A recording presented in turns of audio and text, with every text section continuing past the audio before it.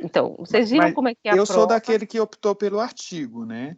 Então, enfim, vocês viram como é que ficou, né? Tem um artigo, tá? Que é um artigo de 5 a 10 páginas, por um tema que vocês podem escolher dentro de todos esses que a gente tem estudado. Hoje, por exemplo, a gente vai começar a falar desse livro aqui, né?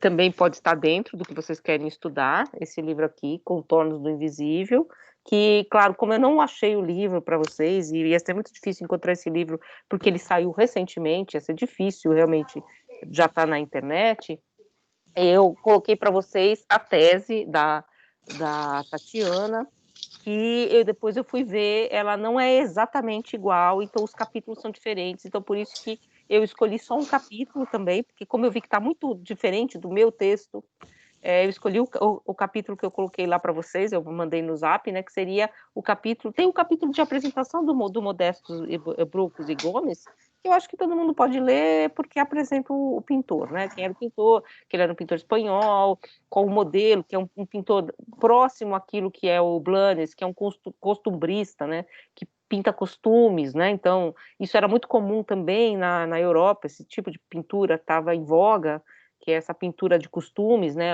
uma pintura que se aproxima de algo que a gente chama de pitoresco, que é aquilo que é pintoresco, mas que é uma forma de pintar algo que você quer distante, né, uma espécie de distanciamento desse interesse por aquilo que é pictórico, que está muito no romantismo, né, na Carmen, do Mérimée, dessa coisa dos ciganos.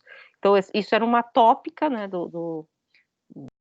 da Europa, que vem aportar aqui nesses artistas também, como Blanes, e aqui toma um outro caráter, né? Aqui na América toma um outro caráter, porque a alegoria vai ter que dar forma a outras coisas. Então, o Modesto Brocos vem para cá nesse sentido. Vocês viram um pouquinho aquele capítulo, né? O primeiro capítulo que apresenta esse autor, esse artista, e depois tem o capítulo que vai falar sobre a questão do nome da tela. E é esse capítulo que a gente vai ler com mais cuidado. Hoje eu vou mostrar para vocês algumas questões em torno dessa relação de a cor negra e a ideia de Cã, a ideia de uma figura que foi expulsa pelo pai, por Noé, e foi amaldiçoada por Deus, portanto. Então, como é que você alia uma coisa à outra, e como você alia também essa ideia de uma geração condenada, porque quando você tem essa ideia de você estar condenado, na Bíblia não exatamente é uma condenação da geração toda, é uma condenação do pai e do filho, mas como você vai ampliando essa questão até chegar à noção de raça, que é uma noção do século XIX, da noção de geração, você chega a uma noção de raça, como é que você chega a essa relação e o que esse quadro significa. Então a gente vai falar um pouquinho disso hoje.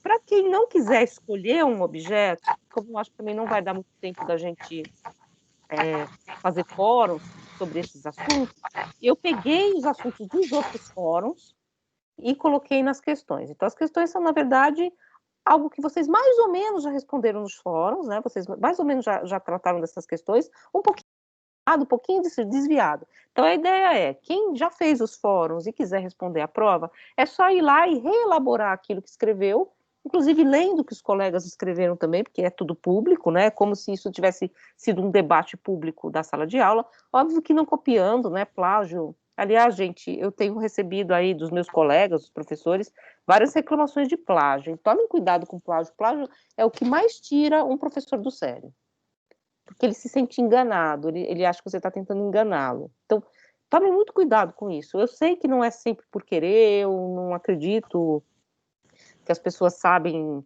que estão fazendo de propósito, porque eu quero enganar o professor, mas você sabe que os professores ficam muito chateados, né? Então, mas isso, parênteses, né? Então, claro, não é nem para plagiar o colega, mas você pode citar, inclusive, o seu colega do fórum.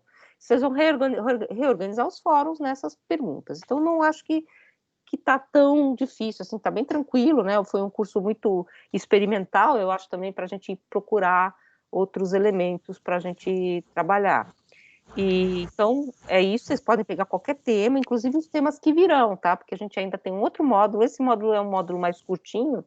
Hoje, na verdade, eu vou dar mais um espaço para a gente tratar desse texto, porque como eu não tinha o livro e como eu acabei optando por indicar esse capítulo da tese, e depois que eu vi que o capítulo da tese é diferente do capítulo do livro, então eu vou dar um tempo para vocês lerem esse capítulo. Hoje a gente vai comentar algumas coisas, mas a gente depois entra no último módulo, que já está lá aberto, inclusive tem alguns vídeos para vocês assistirem, né? Alguns filmes realmente não tem na internet, no Netflix, na internet, mas eu acho que a gente é capaz de encontrar, né? Os filmes que eu indiquei lá, depois a gente fala sobre eles. Eu coloquei ali 2 videozinhos que já estão abertos. Um deles, na verdade, é o trailer só o botão de nácar, ou botão de... Em português ficou botão de pérola, mas é o botão de madrepérola, né? Porque é madrepérola, na verdade, né? A, a, o produto que você faz botão. Mas vocês vão ver lá, é um trechinho só do filme, do que o filme trata, e o filme de cima, que é um filme dos anos 10, se não me engano, que é de um padre que veio para a Patagônia, naquele sentido de também reduzir os índios, mas num outro contexto, e ele filma, e esse vídeo é muito impressionante, porque é uma das poucas filmagens que a gente tem desses índios, né, dessas tribos que estavam lá, assim, ainda no século XX, e que foram absolutamente dizimadas, né? Depois a gente vai falar um pouquinho sobre isso também. Então é um vídeo bem impressionante. A maior parte das cenas e das imagens que a gente conhece esses povos saiu um pouco desse vídeo. Então é bem impressionante, eles costurando, e como também mostra 2 realidades nesse pequeno vídeo. Os índios no seu poder, né, na sua exuberância, fortes, construindo suas coisas, vivendo sua vida, e já aqueles que estão no estado de indigência, quando você tem essa aculturação e o que ela provoca. Vale lembrar que Agostinho, acho que ele chama, né?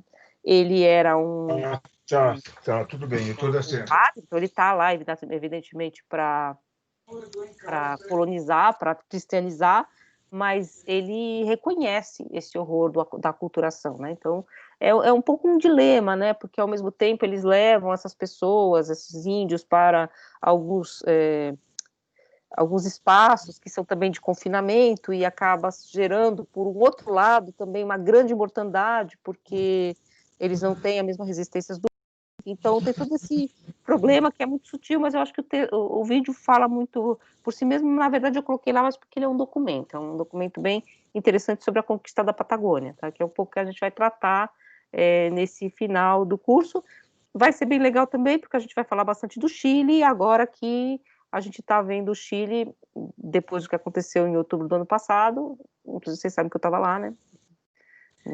Eu tinha acabado de sair, eu saí acho que 2 dias antes de Santiago, de começar o quebra-quebra, a loucura de rua. Talvez tivesse sido interessante no Chile ainda, quando aconteceu, né? Mas eu já estava bem mais lá para baixo, na Patagônia, e lá é outro mundo, realmente, você está fora do mundo. Mas, enfim, então, eles estão agora fazendo uma constituinte nova, né? Então, um pouco essa dimensão que eu acho que vai ser interessante, porque a gente vai recuperar essa ideia da Casa da Moneda e do que aconteceu ali no momento do Allende, e agora o que está acontecendo, acho que vai ser um final interessante. Então, a prova, então, seria isso, acho que tá tudo de boas, né? Enfim, acho que seria essa questão.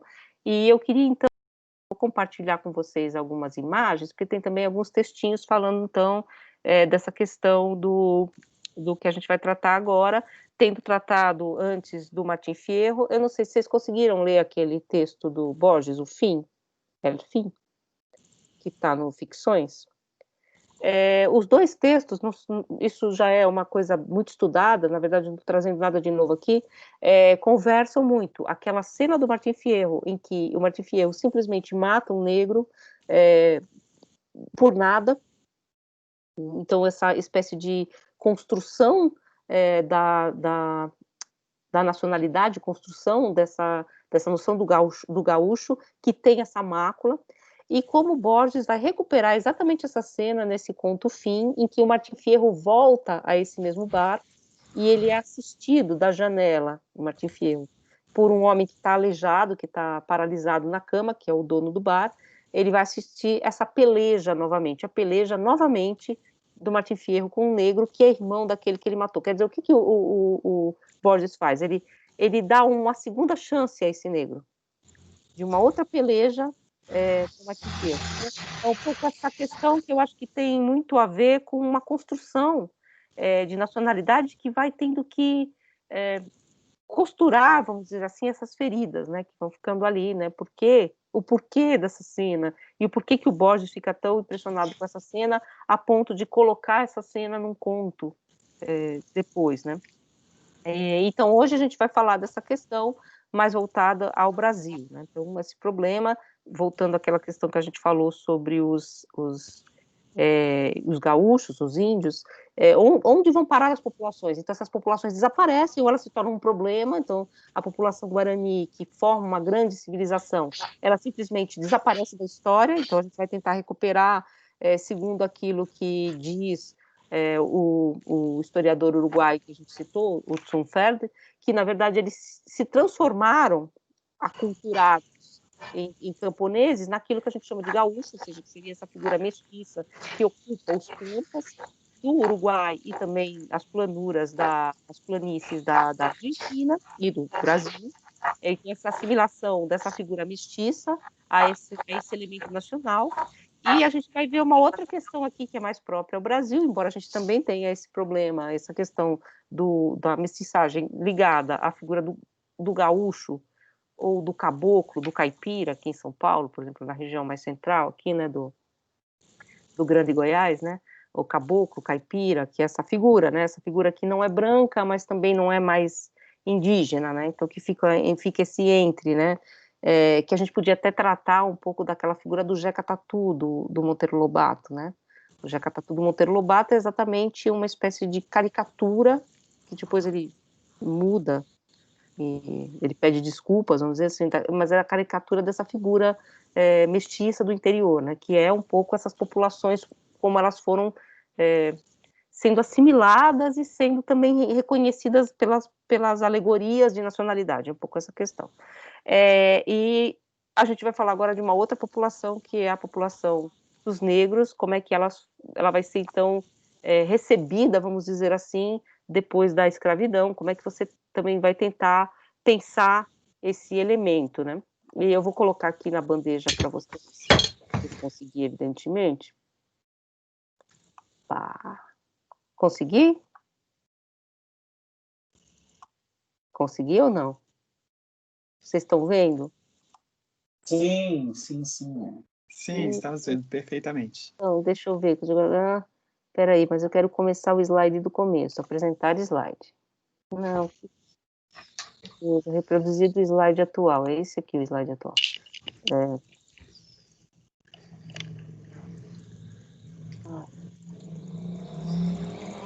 Coisa complexa. Vocês estão vendo como? Um monte de slidinho aqui embaixo? Deixa eu tentar. Vocês estão vendo o slide? Estamos vendo, sim. E como vocês estão vendo? Grande ou pequenininho? A gente está vendo na tela como se fosse para editar. Que saco. Peraí, então, deixa eu voltar. É tão simples isso, não sei por que eu não estou conseguindo reproduzir do atual. Agora vocês estão vendo grandão. Isso? Não. Não? Para editar ainda? Aham. Que coisa. Então não vai aparecer para vocês, vai ficar sempre para editar. Espera aí, deixa eu... agora vocês estão vendo o texto da Yasmin, né? Então... Não, ainda está no slide. Agora também para editar, né? Aham. Então clica aí nesse reproduzir do início. Ou então reproduzir do slide atual. Aqui para mim está aparecendo como não para editar, mas para vocês está para editar, né? Uhum. Vai ter que ser assim mesmo, gente, porque eu acho que tem alguma coisa que ele não aceita. Não tem problema. Eu acho que é porque é um slide que não é do novo. Então, aí eu vou começar aqui, vocês estão vendo, né? Sim. Então, A Redenção de Cã, né, a pintura de Modesto Brocos e Gomes, de 1895. Essa imagem foi utilizada na palestra de João Batista de Lacerda, na Conferência Internacional de Eugenia, em 1911, em Londres. E ela ilustra a tese do branqueamento. Então, essa pintura ficou famosa, mais porque ela foi utilizada nessa conferência, né, enfim, porque ela foi uma espécie de ilustração dessa conferência, do que por causa de uma repercussão que ela mesma tivesse criado. Então, é como se ela tivesse sido deslocada para essa Conferência Internacional de Eugenia. Essa aqui é a pintura, que eu acho que todo mundo conhece, né? Porque está lá no Paz. Vocês conhecem essa pintura, né? Vocês estão vendo? Ainda não. Estamos no slide 1 ainda. Então tá. Pelo menos aqui. Tem como mudar. Então, aqui, vocês estão vendo? Agora sim. Então tá, e não tem nem como ficar daquele jeito. Não tem como ficar grande também. Então, essa pintura, se vocês pegarem lá o texto da Tatiana, no primeiro capítulo, ela vai explicar bastante detalhadamente quais são os elementos iconográficos que estão aqui. Inclusive, no capítulo mais final do texto, se vocês quiserem ler, ela vai, inclusive, falar sobre a figura da negra, que é uma figura que tem algo de hierático, tal como um imaginário religioso que o Modesto também estudava. Então, essa figura um pouco religiosa, né, hierática, né, nessa posição, erguendo as mãos para o céu. Aqui, o homem branco, que na verdade é bem um caboclão, né, mas, ele está pisando a parte calçada, vocês veem aqui, do chão. Então, tem um pouco essa coisa de um elemento de uma passagem também, de um Brasil rural para um Brasil que está se civilizando, no sentido de se tornando calçado, né, entre aspas, né? Uhum. Então tem essa questão também que ela nota bem essa parede de pau a pique, então é como se você tivesse um lado, um elemento natural e de uma construção mais rude, embora seja a mesma casa, e do outro lado como se você visse os elementos já de uma espécie de passagem para uma outra etapa. Então isso aparece um pouco na imagem. No meio, entre essas duas figuras, há essa mulher que, evidentemente, e ela nota, a Tatiana nota, ela tem uma posição comum à virgem com o menino, né, esse menino que também que aponta para cima e segura a fruta, é uma figuração muito comum ao menino Jesus, né, quando ele está com esses dedinhos assim levantados e segurando, às vezes, um globo. Não sei se vocês já viram essa figuração de Jesus Cristo, acho que várias vezes, né? E ela também, ela aponta, num certo sentido, um certo gestual, como se você tivesse decalcado de uma imagem religiosa, né? De uma Madonna, né? E ela ocupa exatamente o centro, né? Ela está entre um lugar e outro. Ela está entre um Brasil rural, um Brasil de pau a pique e um Brasil que vai se calçando, né? Que vai ganhando calçamento aqui, como vocês veem nas pedras do calçamento. O quadro, vocês já sabem a narrativa, né? Não preciso muito explicitar. A moça, que é uma mestiça, ela se casou com um homem branco, o menino é branco, e a negra, que é a mãe, né, que é a mãe da moça, agradece pela redenção dessa criança, né? Pela saída dessa criança, desse elemento que seria o elemento negro, que também é associado a uma espécie de hieratismo religioso, e a um Brasil rural, um Brasil de pau a pique. Então isso está um pouco figurado nessa imagem, e a Tatiana, ela vai explicitar muito esses elementos que são elementos da iconografia da construção desse quadro, né? Que, inclusive, vocês sabem que esse quadro está no Paz, né? Vocês estão aí ainda? Cadê vocês? Sim, sim. Vocês sabem que esse quadro está no Paz, né? Eu vou pegar aqui um trecho, que é um trecho, vocês estão vendo? Sim.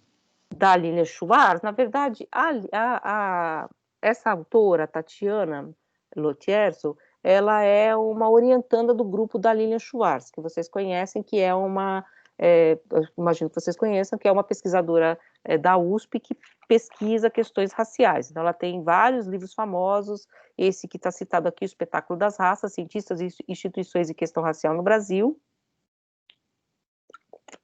que é um dos livros mais famosos dela. Ela tem agora, que eu estou querendo muito comprar, que é uma biografia do Lima Barreto. Ela tem vários textos sobre o Lima Barreto, que é uma figura muito importante, muito interessante para trazer essas questões. Eu depois posso conversar um pouco com vocês sobre a figura do Lima Barreto.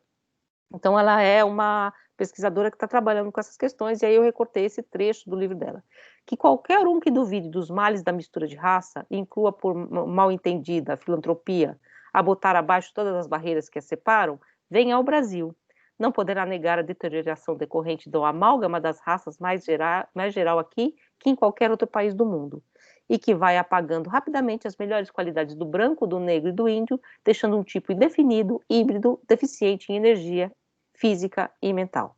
Então, essa ideia de que o mestiço era a cara do Brasil, a ideia do Brasil como esse espaço mestiço, esse é o pesquisador suíço, em 1868, e que esse lugar mestiço deveria ser ou branqueado por um lado, ou que você conservasse, como num outro tipo de pensamento, a separação, vamos dizer assim, estrita e regulamentada das raças, né? Então, como se vai falar no século XIX. E aí eu queria recuperar para vocês um pouco essa ideia do quadro aqui do Modesto e Broco, que se chama Redenção de Cã, como esse elemento de Cã, né, esse filho de Noé, entra nessa questão, como é que essa mitologia se conforma, vamos dizer assim. E se vocês pegarem lá no Gênesis, vocês já leram o Gênesis, a história de Noé? Eu vou ler Gênesis 9. Noé, o cultivador, começou a plantar a vinha. Bebendo vinho, embriagou-se e ficou nu dentro de sua tenda. Cã, pai de Canaã, viu a nudez de seu pai e advertiu fora a seus 2 irmãos. Mas Sem e Jafé tomaram um manto, puseram-se sobre os seus próprios ombros e, andando de costas, cobriram a nudez de seu pai. Seus rostos estavam voltados para trás e eles não viram a nudez de seu pai. Quando Noé acordou de sua embriaguez, soube o que lhe fizeram seu filho mais jovem, que é Cã, né? E disse: maldito seja Canaã, que é o neto, né? Que ele seja para seus irmãos o último dos escravos. E disse também: bendito seja Yahvé, o Deus de Sem, e que Canaã seja seu escravo. Que Deus dilate Jafé, que ele habite nas tendas de Sem, e que Canaã seja seu escravo. Então, esse é o trecho, tal como está na Bíblia, né? É seco, na verdade, um filho viu o Noé, o filho mais novo viu Noé nu, depois da cachaça, né? Tomou todas e capotou, e falou para os irmãos. Isso foi considerado, depois a gente vai ler várias interpretações sobre isso, uma espécie de indecência, né, de você publicar que seu pai estava nu, tanto que os 2 irmãos mais velhos, eles vão de costa e cobrem o pai sem olhar. Então, essa ideia de uma espécie de visão, né, do corpo, e que o pai, portanto, depois que sarou do porre, sarou, ele amaldiçoa o filho e o neto. Na verdade, ele amaldiçoa o neto, mas ele não amaldiçoa nem toda a geração de Cã, nem se diz que Cã vai para a África, nem se tem nenhum desses elementos de que diga que Cã seria negro ou que tivesse qualquer relação com a cor da pele. Há também um problema de tradução, que depois, se vocês quiserem pegar, que a Tatiana não trata tanto, que Cã também a letra pode ser Rã, que, com H, né, com um som de H, que seria próximo a queimado ou a fumo, né? Então, isso traria no nome essa ideia de escuridão, mas isso também é uma interpretação, isso não está na Bíblia. Então, como é que essa ideia de que Cã é a descendência de Noé que foi expulsa para a África se consolida e serve depois às ideias de geração e depois aqui nesse quadro já do século XIX, a noção de raça? Vocês estão vendo agora? Cadê vocês? Oi? Sim. Sim? Estão vendo o mapinha? Vocês estão vendo esse mapa aqui? É um círculo, né? Mapinha. Ah, tá. É um mapa. Tá. Esse aqui é de Isidoro de Sevilha, então ele vai propor pela primeira vez, então, uma espécie de divisão do mundo conhecido até então, né, na Idade Média, pelos filhos de Noé, que Noé diz, Sem vai habitar na casa de Jafé. E Cã vai ser, Canaã, filho de Cã, vai ser o mais escravo de todos os escravos. Isso é só o que está dito na Bíblia. Ele vai assimilar, então, Isidoro de Sevilha, Sem a Ásia, e essa ideia de semita, depois que a gente vai ter essa noção. Jafé, a Europa, e Sem, vale lembrar, vai habitar a casa de Jafé, né? Não sei se vocês se lembram. E Cã, a África, que era um mundo conhecido até essa época. E o mar oceano aqui em volta. Ó. A Terra não, ela não era redonda, ela não era plana, mas ela era redonda tipo uma pizza, né? Ela tem uma borda aqui, ó. Mar oceano, vocês estão vendo, né? E aqui, então, essa seria a divisão dos filhos de Noé pelos continentes do mundo conhecido. Então, essa seria a primeira assimilação. Essa assimilação de Isidoro de Sevilha, que vai ter uma larga recepção, no entanto, ela não é assimilada imediatamente. Eu vou colocar aqui para vocês duas imagens. Uma delas é das Crônicas de Nuremberg, que é do Renascimento alemão. Essa daqui é a cena de Noé e os filhos cobrindo, né, a nudez do pai. E aqui Jafé não olha, Sem não olha, Noé está aqui, e Cã olha para o outro lado, mas está apontando, dizendo que viu o pai nu, mas vejam que todos eles são iguais, assim, não há nenhuma marca racial, são os filhos de Cã, você tem a vinha, toda conta a história, né? Ele estava na vinha, no campo, aí ele tomou muito vinho, ficou bêbado, o filho viu, e isso foi uma imprudência, e por isso ele condena esse filho. Mas aqui, vejam, os filhos são todos aqui da mesma etnia, vamos dizer assim, se a gente pode dizer. Que eu já fecho o olho, ou seja, eu não quero ver, não olho, o Sem olha para o outro lado. E essa aqui é a imagem que professora, diga. até não faz nem sentido eles serem de etnias diferentes, porque eram da mesma mãe também, né? Então, mas aí tem essa ideia que todos os homens do mundo teriam sobrado na Arca de Noé, né? Então, todas as etnias, inclusive os africanos e os indígenas americanos, deveriam estar na descendência de Noé. Meu Deus. Está na Bíblia. A ideia da Bíblia não é essa, que o mundo todo foi destruído pelo dilúvio, e os animais, e portanto também as pessoas que ficaram dentro da arca, foram aquelas que recolonizaram o mundo, né? Então é como se a gente estivesse aqui numa outra fundação, para além daquela de Adão e Eva, né? Uhum. Aliás, Cã e Caim também vão ser muito assimilados. Cã e Caim, o filho de Adão e Eva, né? Enfim, que mata Abel. Então sempre essa ideia de que há um filho, e essa ideia se repete, ela é meio espelhada numa história em outra, que é aquele que recebe a marca na testa, né? Que é o condenado. Mas há também umas lacunas na Bíblia, porque lá no Gênesis, por exemplo, quando Caim ele é expulso do paraíso, ele tem filhos e filhas com pessoas que não são do paraíso. Pois é, né? Isso então... tem, né? Ele tomou uma mulher. Tomou uma mulher de onde? Que não tinha não mais é? ninguém. Ele só pode ter tomado uma irmã, se for o caso, né? Uhum. E essas coisas que não são explicadas. Mas... Tá e bom. aqui a cena tal como está na Capela Sistina do Michelangelo. Vejam novamente, aí ele já está meio peladão, e é engraçado, né? Porque é super pudico, não pode ver o pai nu, e aí você pinta o cara lá, né, no teto da igreja, mas tudo bem. O Renascimento era uma época muito, muito louca. Vocês vejam, os dois estão cobrindo o pai sem olhar, e um está apontando o pai, né, que ele viu, mas eles não têm nenhuma marca racial. Então, como que essa questão foi sendo incorporada e assimilada à cor, é um pouco que a Tatiana vai tentar mostrar. Claro que começa lá em Isidoro de Sevilha, de que você teria esse mapa, inclusive ela cita um comentador português que vai, inclusive, dizer que a descendência de Cã, ela também se espalhou pela América, e que, portanto, os índios americanos também seriam parte dessa descendência.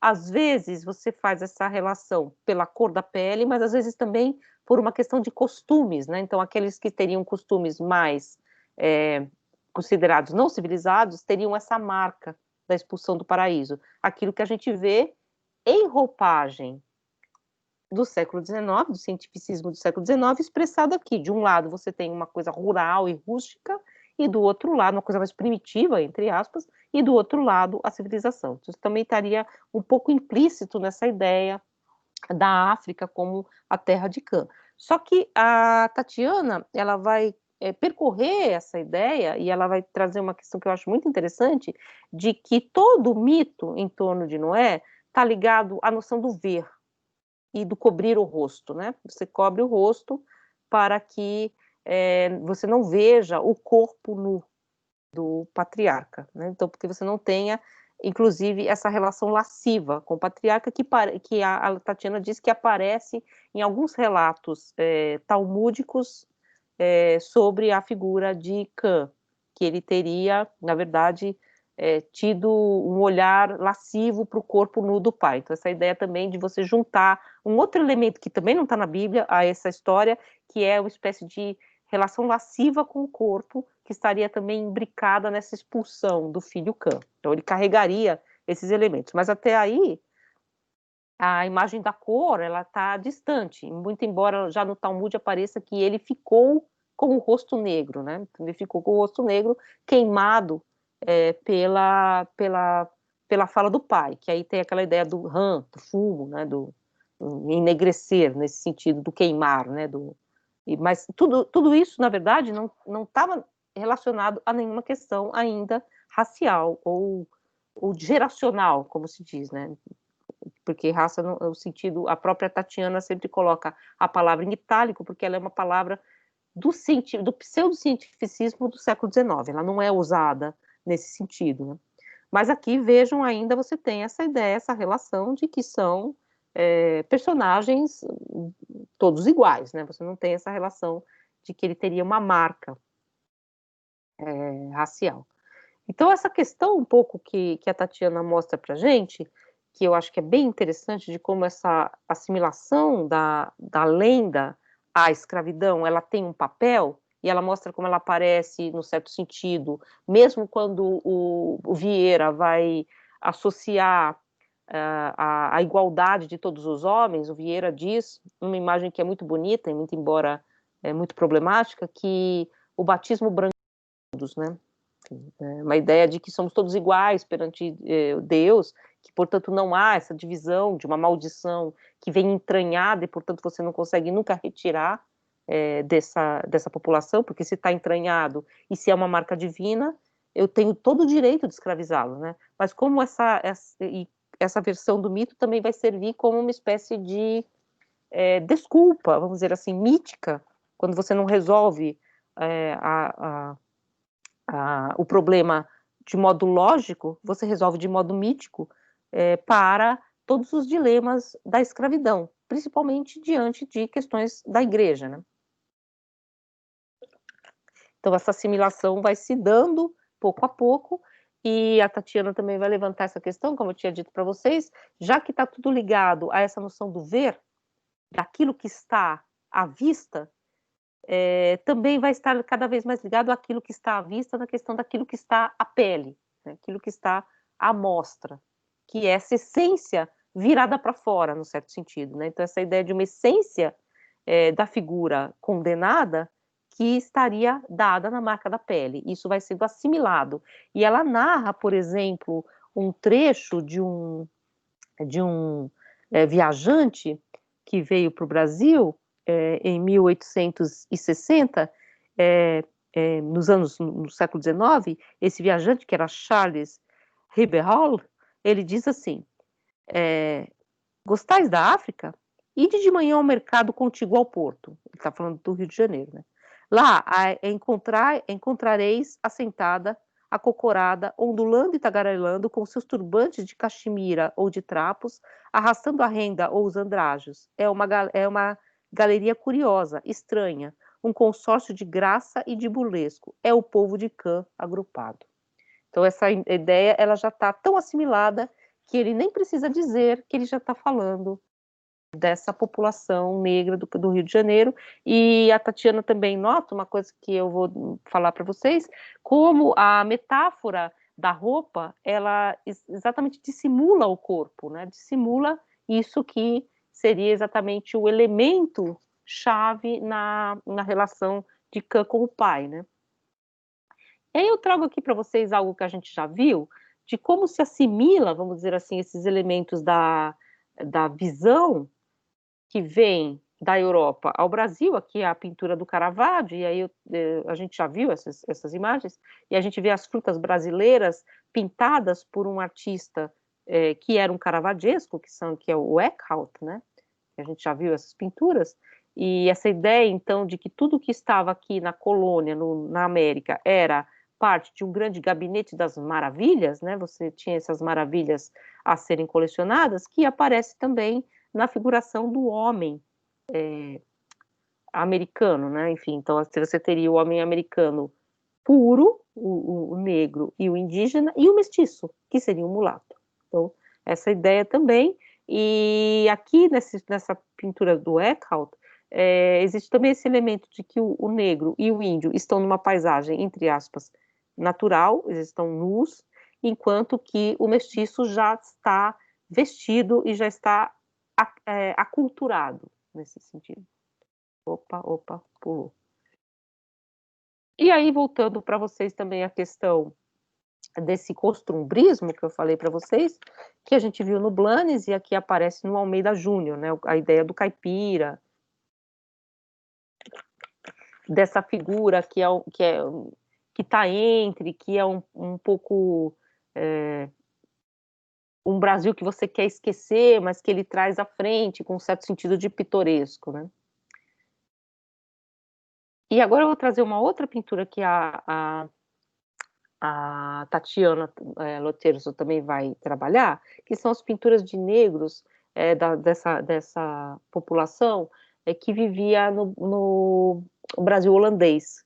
E esse servo de Dom Miguel de Castro com cesto decorado, que a gente já viu, como ele remete também a esses estudos de cabeça de Rubens, que é um pintor europeu. Então,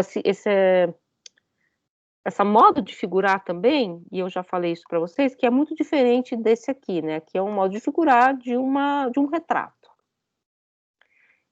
E eu queria trazer para vocês, só adiantando algumas questões que a gente vai ver depois, para a gente entrar agora numa questão que também é do texto da Loterzo, mas que aponta para outros elementos, o como essa figuração de um Brasil arcaico, de um Brasil mestiço, misturado, que não é ainda urbano, tem aquela história do Lima Barreto, que na verdade é uma sátira, na verdade, que está no Isaías Caminha, de que você vai proibir as pessoas de andarem descalças no centro do Rio de Janeiro, né? Porque o centro do Rio de Janeiro é um lugar civilizado, o Rio civiliza-se, né? Como se falava, né? Enfim, na época, e você não vai querer, portanto, que as pessoas andem descalças. Você vai proibir que o leiteiro venda leite andando com uma vaca na Avenida Central. Então, essa ideia, então, de você assimilar o elemento europeu, o elemento de construção, o elemento de civilização, contra esse elemento local, e que esse elemento local precisa ser banido, aparece muito claramente aqui essa imagem do conselheiro, né, do Antônio Conselheiro, diante da figura da República. E eu quis trazer um pouco para vocês de novo a figura da República, porque a gente viu toda a construção dessa figuração lá com o Jorge Colli, né? Vocês estão aí ainda? Oi? Sim. Sim? Deixa eu ver, cadê vocês? Porque eu não vejo vocês, não vejo ninguém. Vocês estão vendo aqui o conselheiro?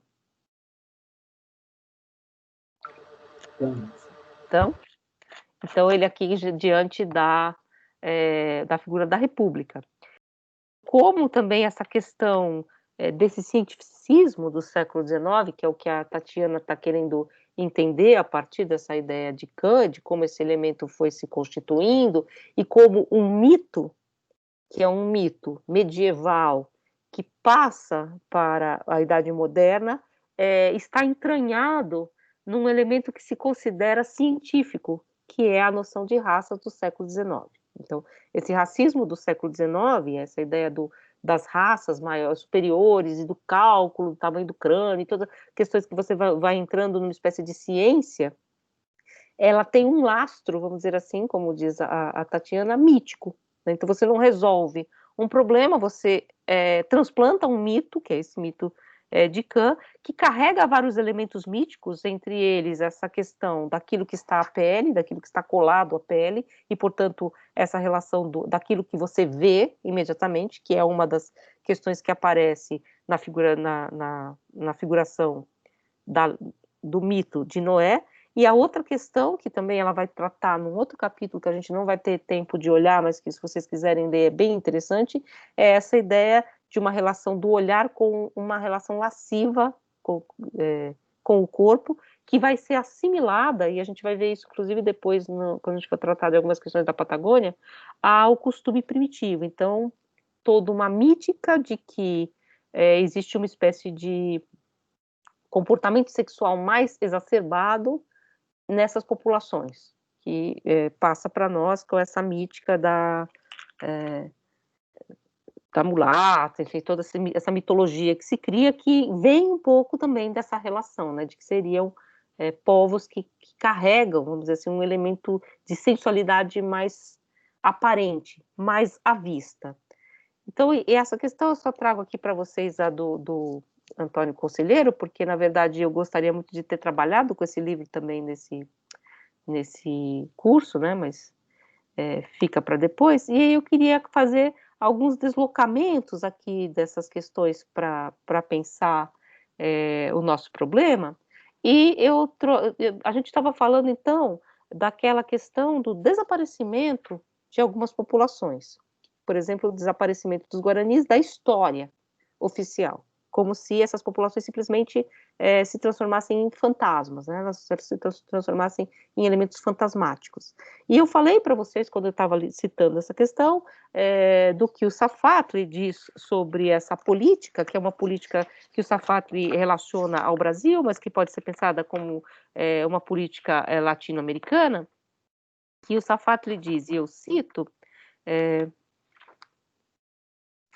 no livro recente dele,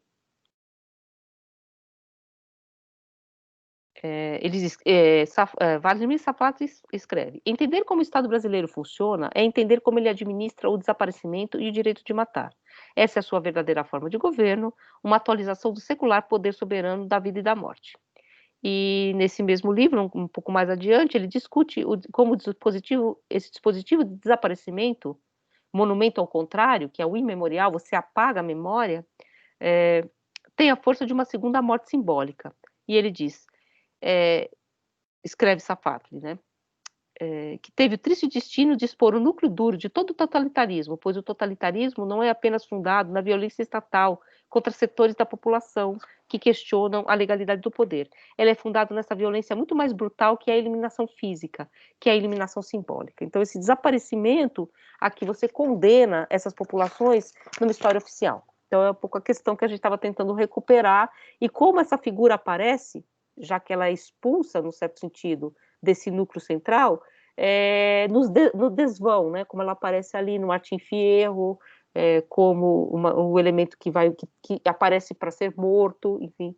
E aí eu trago aqui para vocês o trecho do Rui Barbosa, né, do Diário Oficial, Rui Barbosa, que era o ministro de Estado, em que ele fala, então, que da resolução, Rui Barbosa, ministro e secretário de Estado dos Negócios da Fazenda e presidente do Tribunal do Tesouro Nacional, ele escreve, considerando que a nação, desculpa aí, gente, brasileira, pelo mais sublime lance de sua evolução histórica, eliminou do solo da pátria a escravidão, a instituição, sei lá o quê, que por tantos anos paralisou o desenvolvimento da sociedade e influenciou a atmosfera moral. Isso faz com que você deva fazer desaparecer os últimos vestígios da escravidão, representados pelos diversos documentos existentes nas repartições do Ministério da Fazenda. Então, você destrói toda a documentação para que essa população que entra agora no Estado Livre simplesmente desapareça da história nacional. Ela fica uma população fantasmática, né? Como eu disse para vocês dos guaranis das missões, né? Você transforma essas figuras em fantasmas históricos que desaparecem da noite para o dia, com uma mudança que é de cima para baixo, né? E eu queria citar para vocês uma questão também que aparece em um outro autor, que é o Rodrigo Naves, que é um historiador da arte, que vai historiar um dos grandes pintores brasileiros, um grande artista que está no Brasil. Na verdade, ele não é brasileiro, ele é um ator, ele é um pintor francês, que é o Jean-Baptiste Debré, que vocês já devem ter visto aqui, né? Então, o Debré, na verdade, ele foi um artista ligado ao Jacques-Louis David, que era o pintor da Revolução Francesa, o grande pintor da Revolução, e ele pintava quadros próximos a esse ideal revolucionário.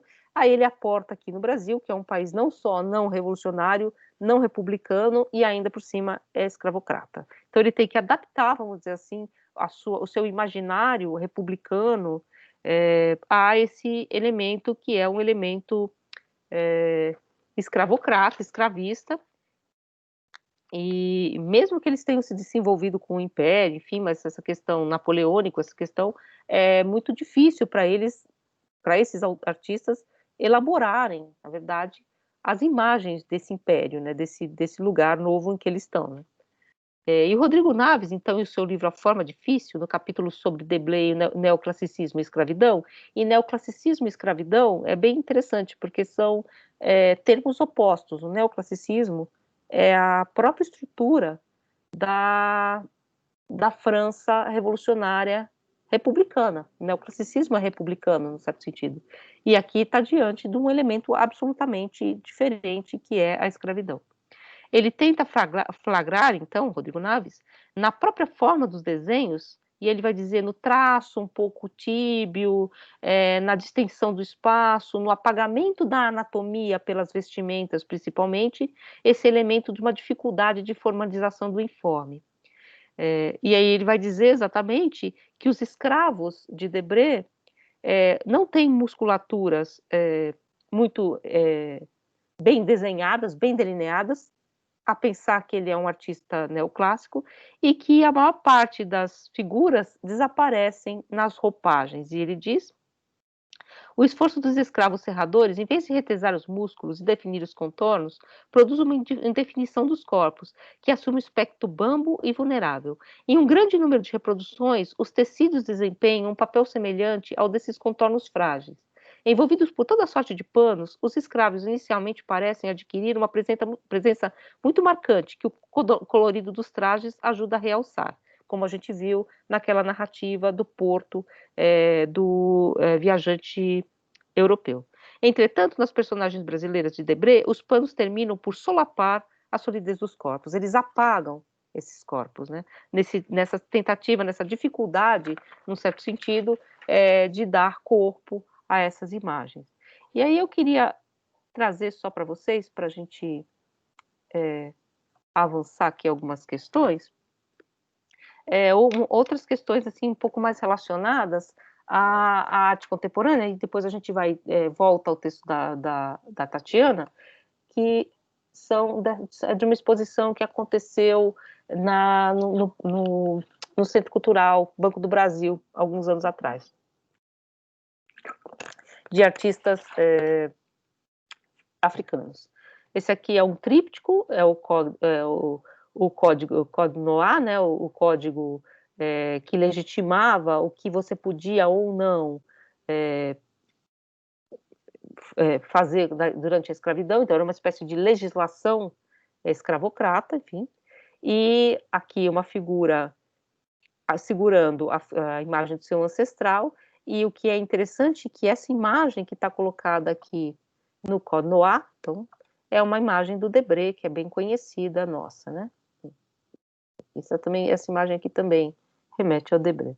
Então, essa relação da África com o Brasil, que aparece muito claramente aqui, nessas duas cenas, que são duas cenas comuns, uma cidade, enfim, africana, e no meio, esse bronze, vamos dizer assim, essa imagem canônica da escrava Anastácia.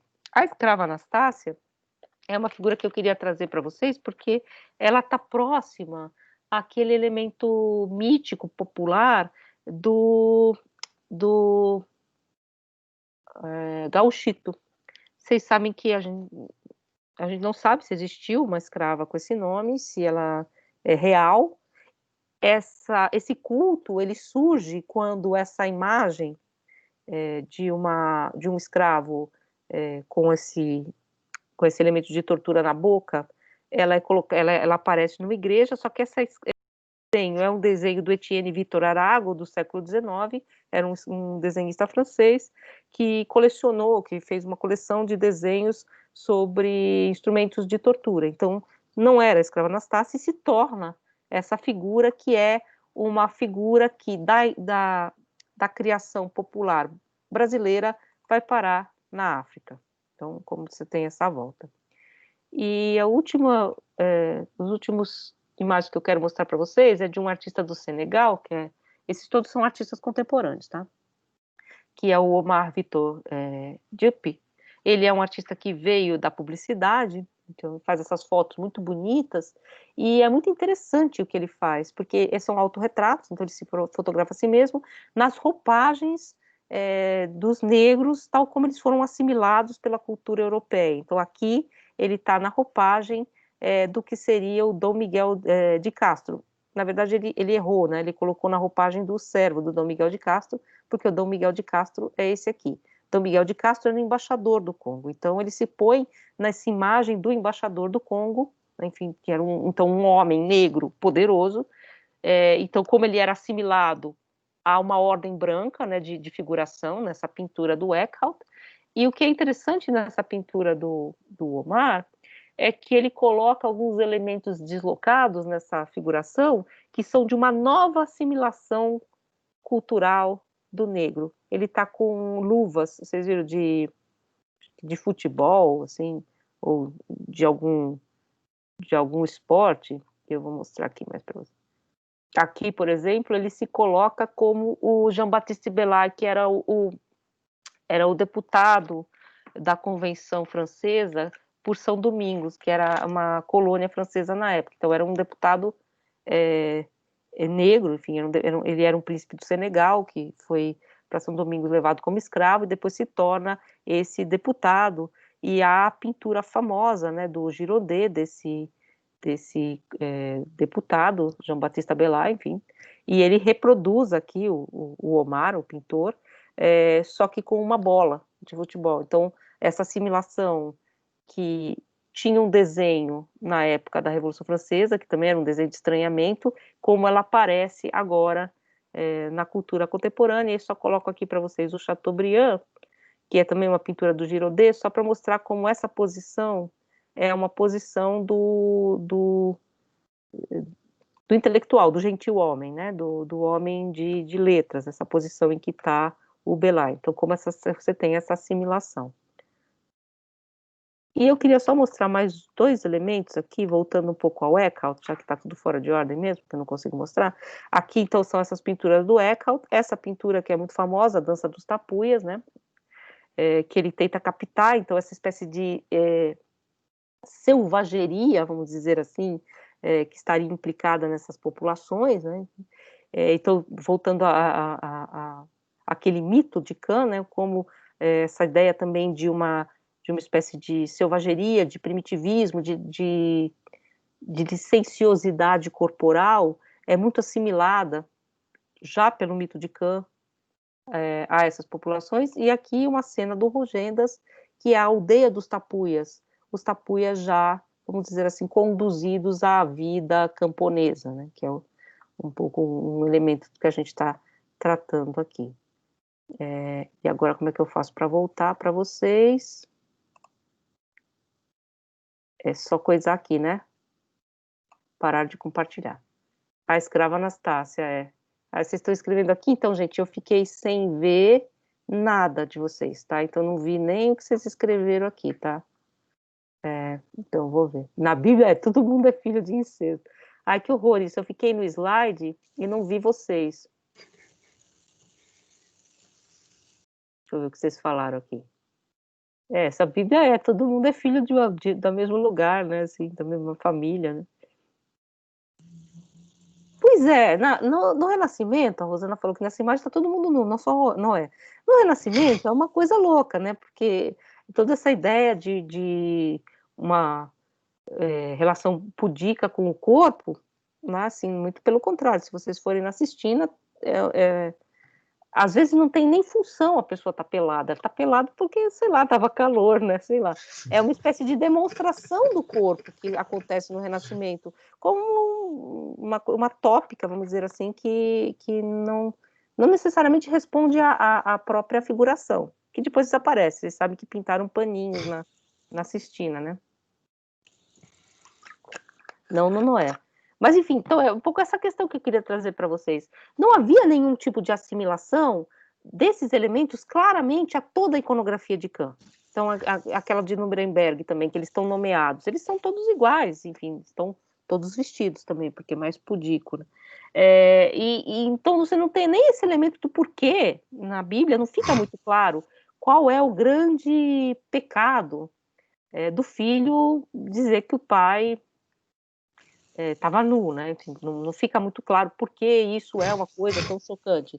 Então, tudo isso foi construído a posteriori, carregando, portanto, todos esses elementos que depois configuraram, forjaram essa imagem, esse imaginário da população negra, da ideia de Kant como a população que pode ser escravizada, muito embora mesmo os autores que citam assim, conforme alguns dizem, porque é um elemento um pouco mítico, né? Mas isso dá forma a um modo de pensar, tanto que aparece nessa pintura do Modeste Brocos, muito claramente, como esse signo, né? De redenção, né? Você redime pelo branqueamento. Enquanto lá no Vieira, ele diz todos vão ser redimidos pelo batismo, e ele diz todos vão ser brancos, todos são brancos para o batismo, que é um horrível, mas enfim, essa ideia de somos todos iguais. Aqui você diz, você redime pelo branqueamento, que não é mais uma questão espiritual, é uma questão física, né? Dessa questão física que está imbricada nessa imagem. E eu quis trazer para vocês esse elemento dos artistas africanos, porque eu acho muito interessante como eles trabalham exatamente esse imaginário que se criou em torno dessas figuras, né? Principalmente esse Omar, que é que faz esses retratos, né? Ele pega retratos muito específicos de como os negros entravam, portanto, numa espécie de universo de figuração europeia, né? E vocês viram, embaixador do Congo, não era um escravo. Só que ele pega a imagem do servo. Tudo bem, né? Enfim, ele não devia ser historiador da arte. Ele pega uma imagem da roupinha do servo, mas ele está pensando exatamente nesse embaixador, como ele era pensado com aquela roupagem, aquela corrente.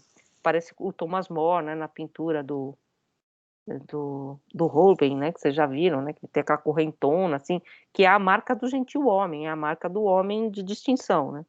E como ele aparece ali, e aí ele figura exatamente essas mesmas personagens, só que agora ele desloca para um elemento que é a da assimilação do negro na cultura moderna, que muitas vezes se dá por esse imaginário do esporte. Então ele faz esse jogo, né, de leituras da imagem, né, esse jogo alegórico, né, no certo sentido, de leitura da imagem. E a escrava Anastácia me chamou muita atenção, inclusive eu queria ler mais sobre esses artistas, eu comprei o catálogo da exposição, mas o catálogo, está gravando, mas o catálogo é horrível, não tem nenhuma informação, assim, mas fala um pouco que em Benin há um lugar que, porque houve também essa volta, né, dos africanos para a África, né, e há um espaço ali que eles chamam, que é muito parecido, muito próximo ao Brasil, né, porque nesse retorno dos escravizados brasileiros para a África, Mas não falam, por exemplo, dessa ideia desse culto à escrava Anastácia, que é um culto popular, tá? Tal como o gauchito. Ela é uma figura popular, o gauchito parece que existiu, mas parece que existiu, e ela não se sabe se realmente foi uma princesa africana, e não se tem data de morte. Essa figura que virou a escrava Anastácia certamente não é a escrava Anastácia, é uma figura que a gente sabe de onde veio, que é desse livro francês. Talvez nem fosse um homem, uma mulher, talvez fosse um homem, porque são fotos genéricas. Ele fez várias fotos de todos os tipos de castigos. E entre essas, essa imagem, que acabou sendo assimilada como uma espécie de santa popular, que foi parar na África. Então, um pouco essas trocas, né, de como também a alegoria, era um pouco que eu queria pensar, ela se movimenta também a contrapelo dessa colonização, né? Você cria essa outra imagem, que é fortíssima, que é a imagem da escrava Anastácia, que aparece nesses trípticos. E também aquele do código do Code Noir. O Code Noir era o escravo, como é que são os casamentos entre escravos, o que eu posso fazer, o que eu não posso, eu posso separar famílias. Isso tinha um código, que era o Código Internacional da Escravidão. É horrível, mas existia. E como ele era totalmente pervertido também, ninguém assimilava exatamente esse código, mas existia um código. Como esse código, o artista africano, ele traz para a capa, como se fosse uma espécie de capa de livro infantil, didático, a imagem do Debré, que é um artista francês que veio desenhar. Na verdade, o Debré, enfim, Jean-Baptiste Debré, veio para o Brasil para dar ao país as insígnias da família real, né? Então, ele veio pintar a família real, né? Ele veio pintar o rei, porque um rei precisa da sua imagem, da sua efígie, né, multiplicada. Ele veio com a missão francesa. Então, ele veio pintar a coroação de Dom Pedro I, enfim, a coroação do pai, a família real. Só que ele andava pelas ruas captando, uma espécie de desenho rápido, que são essas aquarelas, essas imagens de escravidão. E ele ficou muito mais famoso por essas imagens do que as pinturas horrorosas que ele fazia, desculpa, mas são que ele fazia dessa oficialidade, porque ele veio realmente para pintar os emblemas do poder, vamos dizer assim, do poder nacional, esse poder português no Brasil. Ele vem junto, né, com a família real a serviço, né, enquanto a imagem cria esses imaginários. E aí, como eu falei para vocês, só fechando, ele vai fazer aquele livro famoso, né, Viagem Pitoresca ao Brasil, que aí a viagem pitoresca, né, desses elementos diferenciados, pitorescos, que você via aqui no Brasil, dentre eles a escravidão. Então, não sei se alguém conseguiu ler o texto da Tatiana já? Então, eu acho que dá tempo, se vocês lerem, vocês vão ver que ela é uma pesquisa muito bem feita. Vou mostrar aqui para vocês como ela coleta várias imagens aqui, assim, isso tem na tese dela também, de como então você vai assimilando esse desenho do crânio. Vocês sabem disso aqui, né? O crânio dos deuses, que é a escultura grega, né? Que tem o nariz reto, né? Então, é uma viagem de outro planeta, mas enfim, eles pegam essa ideia de que o nariz dos deuses é reto, porque é o nariz das esculturas gregas, que é reto, sim, e aí você vai medir o ângulo do crânio, né? Quanto mais recuado, quanto mais esse nariz recua para trás, como a testa é fugidia, mais essa raça se afasta da face dos deuses, que seria aquele nariz assim retão. Então você cria essa ideia, esse imaginário, e é óbvio que esse nariz dos gregos, das esculturas gregas, nem é real, porque ninguém tem aquele nariz reto assim, só o Rogério Ceni, né? Que não enxerga do outro lado, ele tem nariz assim. Mas ninguém tem, eu já andei por aí, ninguém tem aquele nariz. Não dá para usar óculos. Mas é um nariz mais próximo ao que seria uma face caucasiana, né?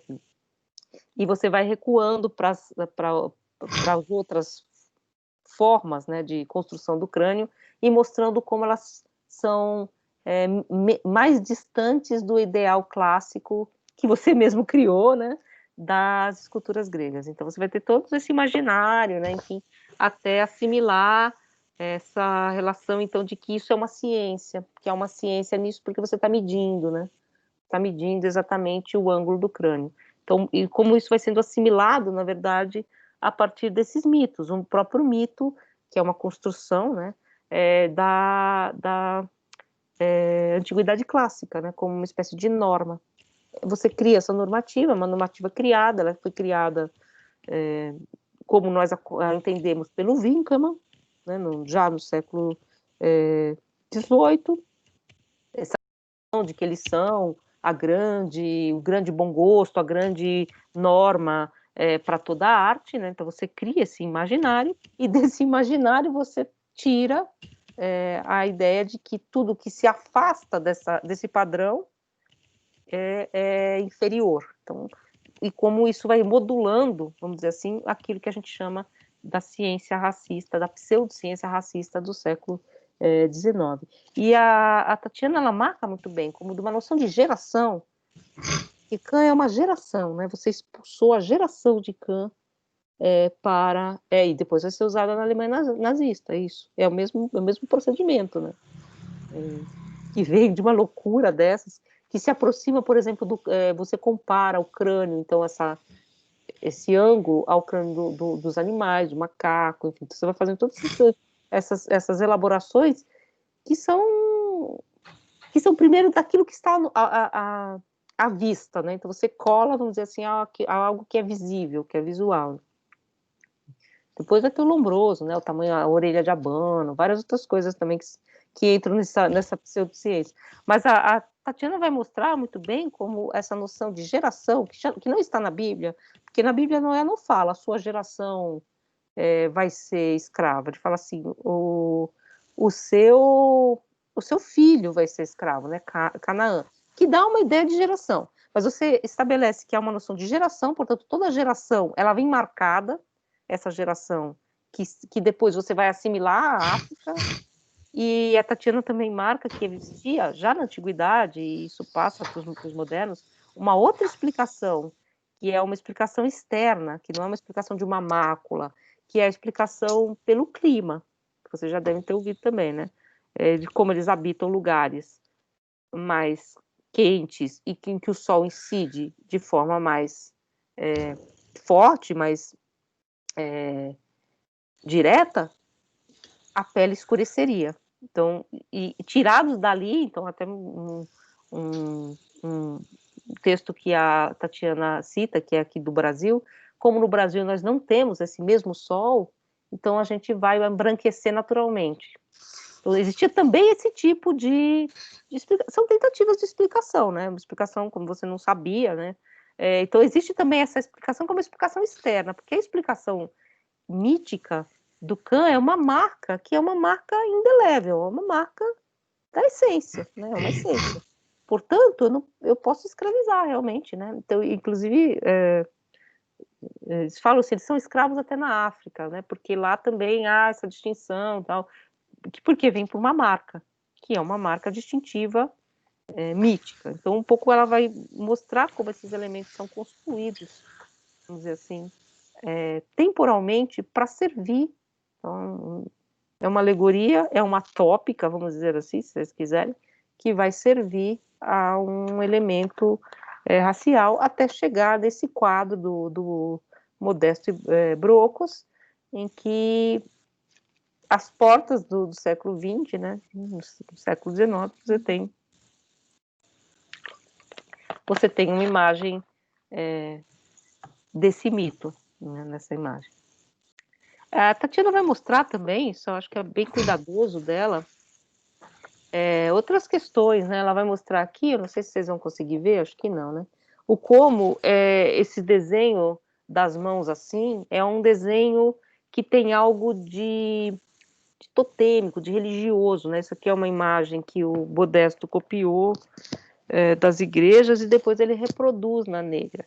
Então ela tem uma certa constituição hierática que é que é também interessante, embora, claro, o racismo está imbricado aqui, mas ele fala assim, dessas imagens aqui, ó, que aí, e o próprio Broco teria, assim, dessa construção dessa imagem, né, da negra, assim,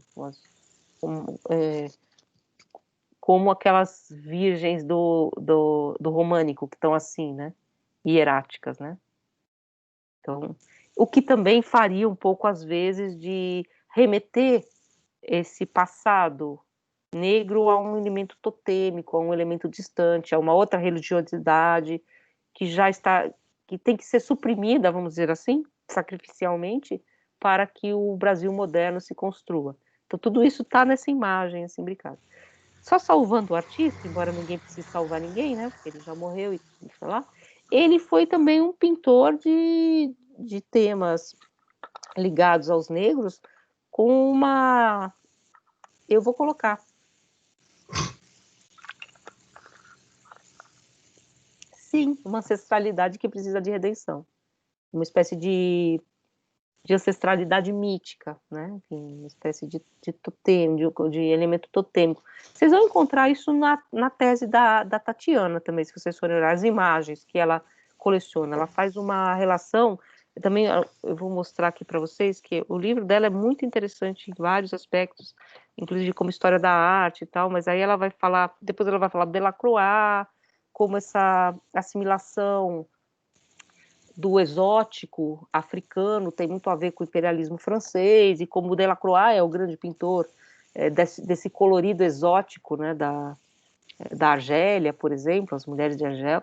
E aí eu vou mostrar aqui para vocês essa ideia que eu falei para vocês, dessa assimilação das culturas primitivas a uma espécie de lascívia natural. Por isso ele teria olhado o pai nu, tal, que é essas figuras de negras, né, que assim, aí você faz uma coisa quase etnográfica, mas com essa bunda enorme, e é uma coisa que para nós seria totalmente impensável, a orelha, mostrar a orelha como um sinal de lascívia, de luxúria. Então, e aí ela pega, é um código, né, tá mostrando a orelha, e ela pega na figura da Naná, do Zola. Deixa eu mostrar a Naná para vocês. Então ela pega essas várias vezes que aparece essa orelha, né, enfim. Deixa eu pegar a Naná aqui para vocês. A Naná, vocês sabem que é uma figura do Zola, né, que é uma prostituta, né. Cadê Naná? Que é uma pintura do Manet. E ela mostra a orelha. Sim. A gente acha uma coisa totalmente nada a ver, né? Mostrou a orelha. Deixa eu ver se a mina aqui mostra a orelha. Não, nenhuma das duas mostra a orelha aqui.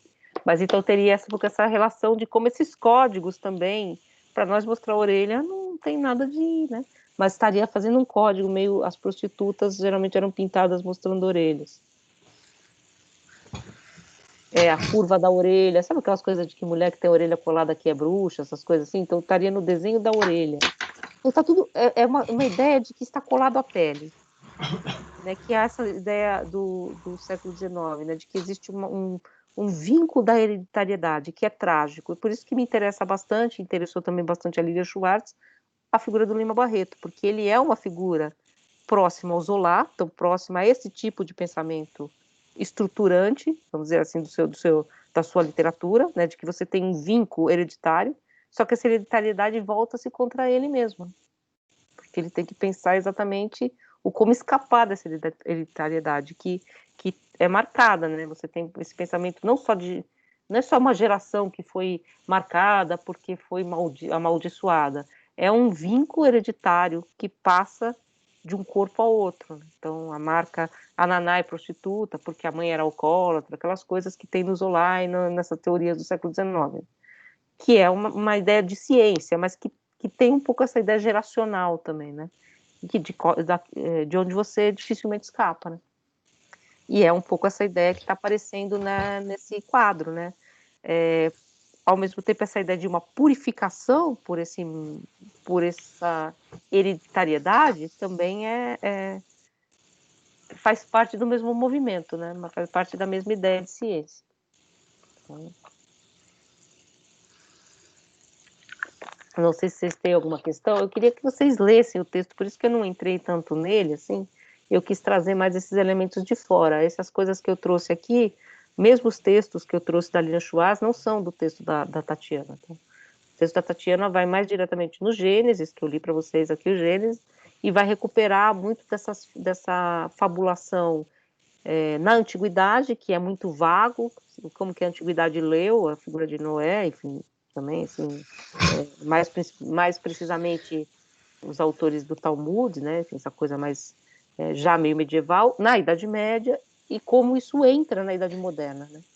Como você vai assimilar esse quarto elemento, né, da divisão da Terra, né, Jafé, Sem, os semitas, os filhos de Sem, os filhos de Jafé e os filhos de Cã, a um outro lugar que é os filhos, né, de onde vieram eles, né? Então, e vale lembrar isso, para eles, a gente hoje em dia lê a Bíblia, mesmo quem é religioso, como um elemento de construção hermenêutica, né? Ninguém acha que todo mundo nasceu de Adão e Eva, né? Assim, quer dizer, não é, ninguém acha que o mundo foi destruído e todo mundo veio de Noé e que, portanto, como que vieram os índios aqui? Isso não é um problema nosso. Mas para eles isso era ciência, era o modo de conceber realmente as relações. Então, e aí todas as teorias que vão passar a pensar se o índio pode ser escravizado, se o negro pode ser escravizado, elas vão ter um pouco esse tom, né? Mas, professora, porque, bem, se nós formos considerar a questão fenótipa, a aparência, ah, os asiáticos não são caucasianos. Né? Os próprios indígenas do Novo Mundo não são caucasianos. Por que, então, o negro é amaldiçoado? O negro é o escravo? Quer dizer, essa coisa não pegou nos asiáticos, do pessoal amarelo, e também não pegou nos índios de uma maneira geral. Isso tudo bem. Se tem aquela imagem quase como de Rousseau, o bom selvagem, não sei o quê. Mas o negro ficou com esse estigma. Por que o negro? Então, você sabe que essa imagem do bom selvagem também existe para o negro, né? O negro puro, né? Assim, que ele seria selvagem, porque ele é simples, né? Ele é simples de pensamento. Então, tem um pouco esse imaginário também existia, né? Também, mas mais assimilado à figura dócil do índio, que é totalmente, né? Vocês já viram que totalmente não tem nada a ver, né? Mas, por exemplo, os asiáticos, eles são associados a Sem, que são os semitas, né? E se vocês forem pensar, essa ideia também, que também é uma ideia disparatada, ela vai gerar um outro grande problema, que é a ideia de que os judeus têm uma marca diferenciada, que não é uma marca cultural, mas uma marca de sangue, né? Porque eles, se eu vou pensar, não é isso, mas enfim, no fundo tem um pouco esse mundo. A ideia de que arianos, semitas, é uma ideia de que havia, portanto, essa divisão dos filhos, de que tudo saiu de um mesmo ramo, mas cada ramo tem uma linhagem, e que a linhagem dos semitas marca um sangue diferente do nosso, tal, que não é aparente visualmente, né, não é aparente por cor, mas eles são diferentes, né, que é essa ideia do sangue judeu, do sangue que também vai ser muito forte. A Tatiana fala dessa questão da legislação, de como você estabelece essa legislação, principalmente na Espanha, em Portugal, né, dos cargos que você pode ou não ascender, né, a que você pode ou não ascender, dependendo do seu sangue, que aí tem não só a questão da cor, mas a questão se você tem sangue mouro, sangue judeu nas veias, né? Acho que todo mundo na Península Ibérica devia ter, né? De quantas gerações são a sua cristandade, né? Se você não é cristão novo, né? Que a ideia de cristão novo é essa. Você é cristão, mas você é cristão novo, então você tem um sangue sujo ainda. Você pode ser um cristão novo judaizante. Então essa ideia, ela está um pouco aqui também. Essa ideia de que os semitas são os filhos de Sem. Eles não são os maiores escravos, Mas se vocês lerem de novo na Bíblia, eles habitam Sem habita a casa de Jafé. Só que a casa é de Jafé. É um mito, e eles interpretaram assim, né? Então, essa ideia de que Sem foi... Então, se vocês pegarem aquele mapinha do Isidoro de Sevilha, é isso, né? De um lado está a Ásia e os semitas, do outro lado está a Europa e Jafé, e do outro lado está a África, Cã. São os 3 filhos de Noé. Pri, Diga. isso parece muito, tipo, eles já tinham mais ou menos o que eles queriam fazer, já tinham entendido mais ou menos o que eles queriam fazer, aí ficou caçando alguma passagem na Bíblia que justificasse mais ou menos isso, e aí fez. Porque se você ler o negócio em si mesmo, Cã podia ser um indiano, saca? A Sei, marca como... podia ser o olho puxado, ele podia ser mongol, a marca podia ser ruivo. Não sei, pode ser qualquer coisa, não ter um dedo. Sim, sim. Ou nenhuma marca, porque no texto da Bíblia ele não tem nenhuma marca. Inclusive, Noé joga a maldição no neto e não no filho.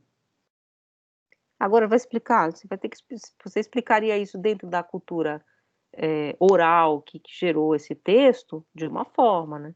Agora, como isso foi sendo moldado, e aí um pouco que você falou tem a ver, porque eu acho que assim, você tem uma necessidade que é histórica, que é um pouco o que o Sérgio Buarque fala lá. Não é que eu tenho uma tópica congelada que vem se espalhando pelo tempo e é a histórica. É ao contrário, eu tenho uma história que convoca determinada alegoria e faz com que essa alegoria represente uma outra coisa. É por isso que você pode fazer, por exemplo, que a fruta da paixão seja o maracujá, que para nós é uma coisa meio risível. Mas por quê? Porque você convoca uma alegoria, uma tópica, que você faz eclodir num outro lugar para responder a um outro problema histórico. Então é um pouco a questão desse mito da geração, que depois vira um mito da raça, é bem essa. Você precisava de um elemento que, na verdade, a própria Tatiana mostra várias vezes. Não é que ele era aceito como uma verdade, é sempre colocado assim, como uma alegoria, o povo de Cã, então eles repetem isso, tem até no Castro Alves, para o bem ou para o mal, às vezes, o Castro Alves falando, enaltecendo a África, que é a África, enfim, que é essa África brilhante que vem um pouco pelo romantismo, né, as mulheres de Argel, o orientalismo, tem todo esse o Lord Byron, né, toda essa ideia, a própria Grécia muito orientalizada já nessa época, né, nessa Grécia do século XIX, então tem esse elemento também do povo de Cã ser uma coisa boa, né, assim, ser uma coisa, né, porque é como você chama, vamos dizer assim, essa metáfora, mas você precisava de a Tatiana falou uma coisa bem legal, que eu vou até ler para vocês. Ela citou Levi-Strauss. Ela, na verdade, não é filósofa, tá? Ela é socióloga, que eu acho que hoje em dia não faz a menor diferença, mas ela fala isso aqui, ó, quer ver? Ela vai recuperar um elemento do Levi-Strauss, e ela diz assim, ó, o porquê que a gente pode entender, talvez, essa questão, né?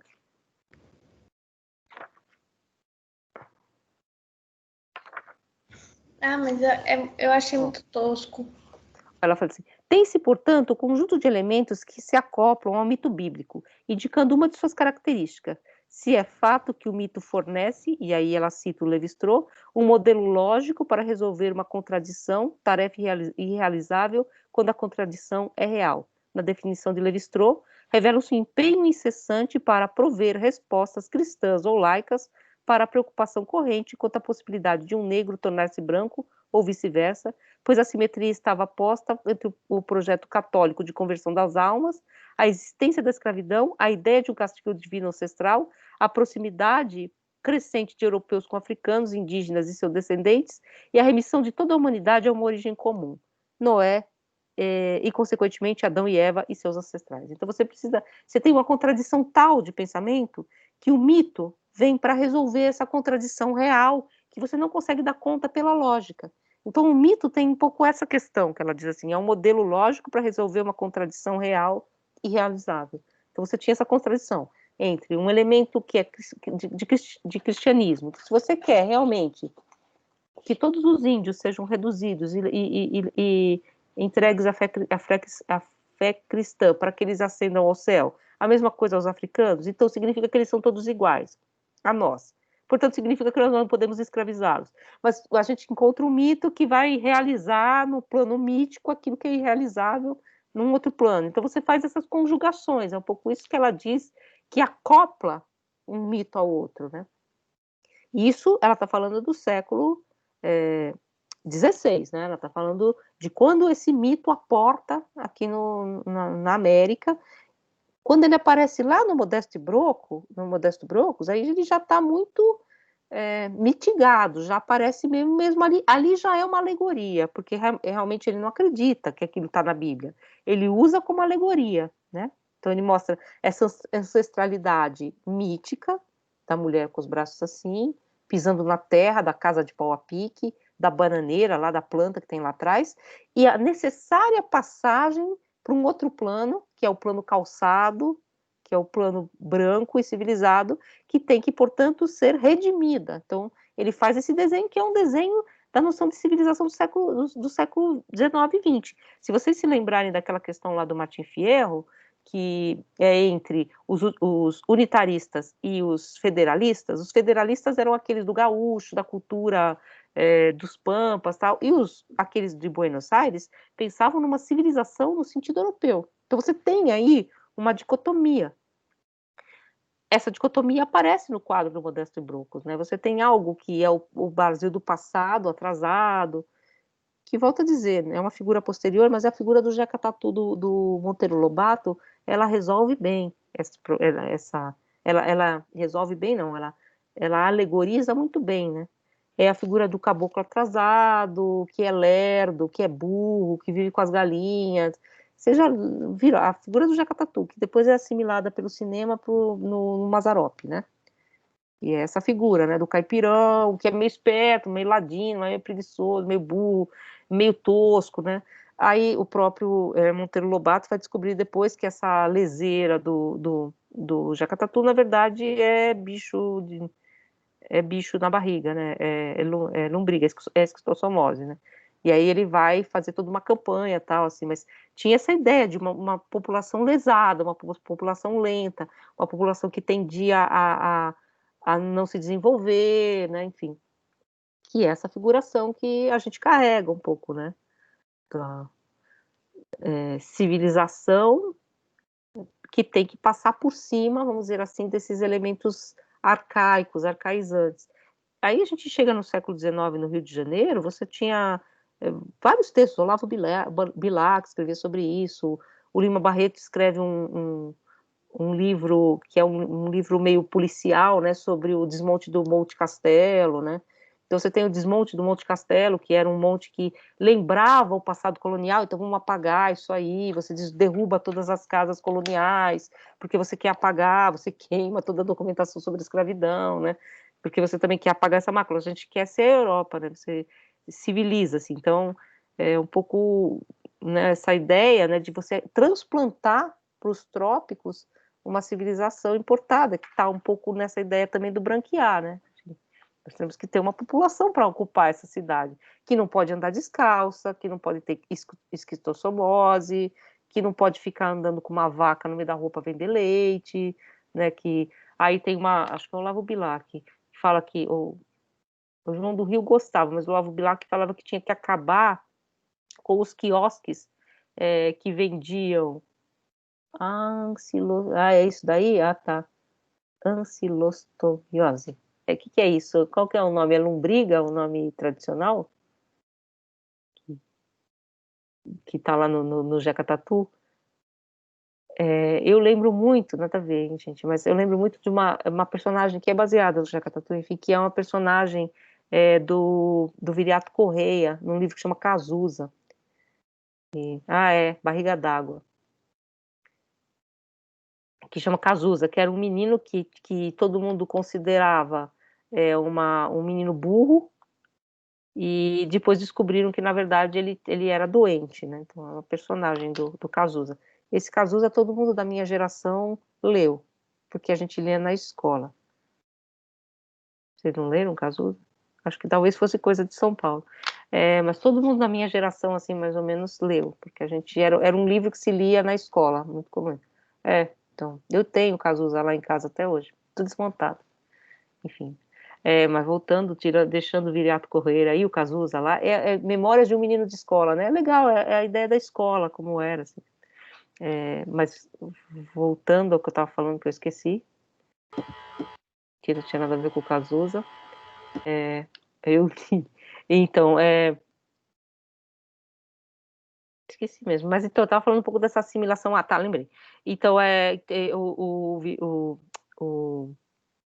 Olavo Bilac, eu acho, não sei qual desses escritores do século XIX, ele dizia assim que era preciso acabar com os quiosques que vendiam cachaça e ostra na beira do cais, porque davam à cidade uma cara de acampamento africano, que eram aqueles quiosques, barraquinha, né, com palha em cima e tal, onde ficava ali as pessoas, o pessoal do porto, bebendo e comendo peixe frito, tal, assim, barraquinha de praia, né? E ele falava assim, aquilo é horrível, dá um ar de a cidade que está se civilizando, precisa acabar com aqueles quiosques, né? Inclusive a palavra quiosque é uma palavra africana, que são horrorosas, né? Enfim, então, que são horrorosos, que horrorizam tudo. E aí você tem os textos do João do Rio, que era uma figura boêmia, do século, já do início do século XX, que conta como todas as noitadas acabavam no porto comendo ostra num desses quiosques, era um boteco, né, assim.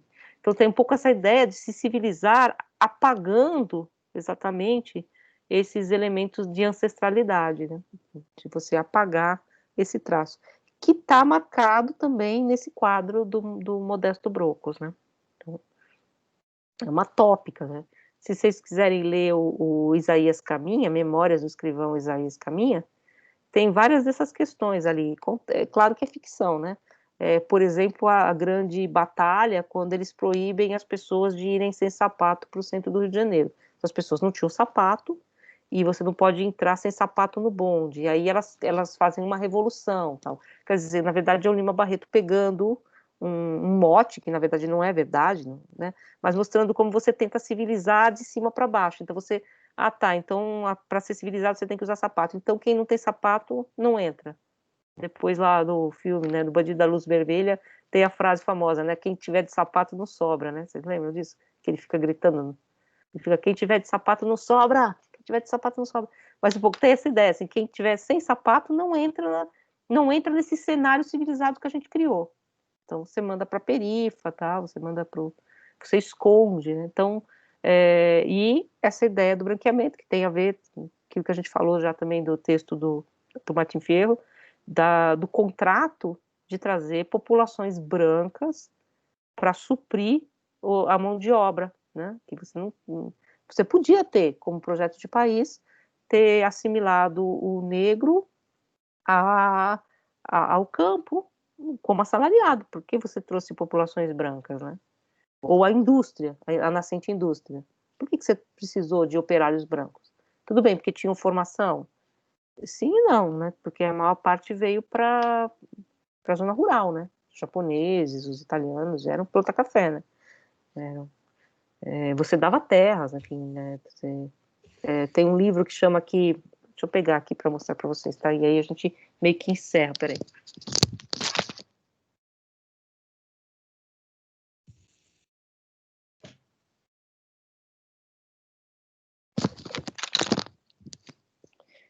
É que eu estava estudando as coisas sobre utopia, né? Então tem esse aqui, eles sonharam um novo mundo, um outro mundo, que era o pessoal do falanstério do século XIX, que era aquela ideia de você formar uma sociedade, tal, a partir de uma espécie de racionalização social, tal. Esses malucos, assim, um pouco maluco, tá? Tem até a ver com a noção com a homeopatia.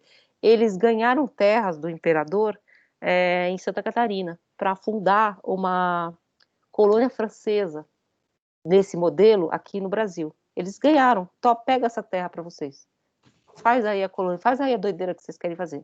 Porque você queria colonizar esses territórios, né? Você queria ocupar com pessoas que tivessem algum tipo de conhecimento, né? Eles falavam que eles tinham indústria, né? Eles sabiam ofícios, mas também que fossem europeus, né? Então, vocês vão ver isso depois, e aí não deu certo, tá? Tá poeirado isso aqui.